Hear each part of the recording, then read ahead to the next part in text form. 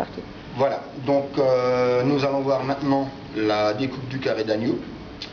Au niveau de la mise en place, à la base, on aura prévu une plaque chauffante du côté gauche, une planche à découpe au centre du guéridon, et puis comme matériel pour opérer, un couteau éminceur, parce qu'on travaille sur une planche, donc quand on travaille sur planche, grand couteau, deux pinces de service, l'une pour la viande, l'autre pour la garniture, et une cuillère à entremets qui accompagnera cette préparation pour le service du jus. Sur notre plat, il faut s'imaginer donc le carré d'agneau et à droite, à gauche, soit des haricots verts, soit une autre garniture de légumes. Donc ici, ce n'est qu'une démonstration technique de la découpe, on n'ira pas plus loin. Pour le service de la prestation, les assiettes ainsi que la saucière suivront dans un second temps, vu qu'on est en tranche longue et qu'on travaille avec une planche. Donc dans un premier temps, je vais prendre une pince de service, je vais déposer le carré d'agneau sur la planche, partie bombée vers le client, et je vais déjà dans un premier temps tailler les entames.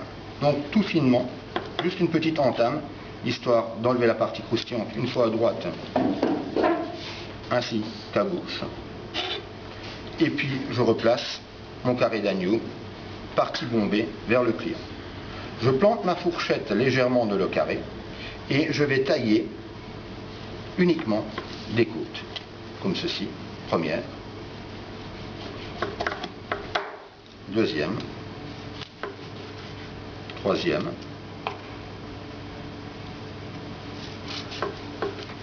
quatrième, cinquième, et il me reste la sixième. Je redresse la viande dans le plat.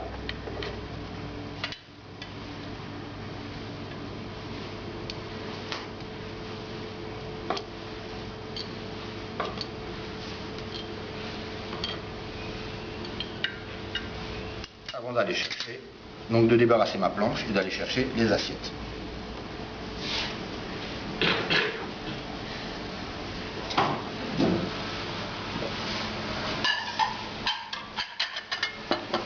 Pour le service de l'agneau, on va opérer un petit peu comme pour les autres tranches. Je vais prendre la première côte que je vais déposer dans l'assiette.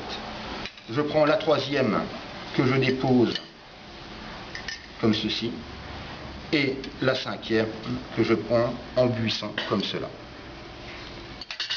Ce qui nous donne une première assiette avec, bien sûr, il faut s'imaginer la garniture. Et pour que les parties soient bien équilibrées, je prends la deuxième côte, la quatrième côte, puis la sixième côte, ce qui va me permettre d'avoir des portions bien équilibrées pour les deux clients. Voilà.